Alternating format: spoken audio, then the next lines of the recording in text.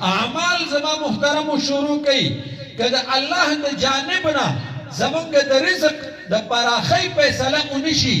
دا پاکستان نچی دا امریکی حکومت راشی نو یاد ساتی زمانگ بیروزگاری و زمانگ تنگسیا دا وسعت پراخی باندې دا نشي بدلولی نو موږ مسلمانان یو د اعمالو نه به کار اخلو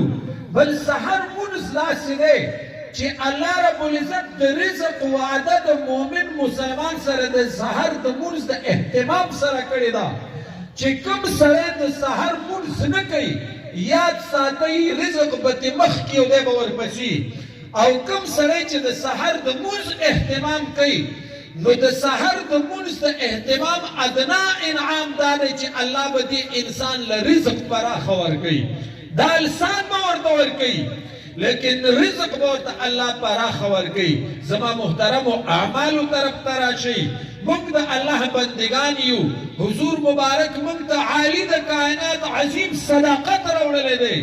باید چې موږ او تاسو په دې باندې سوچ وکړو چې زموږ په اعمالو کې په کوم ځای کې کمزوري ده چې د هغې غم وکړو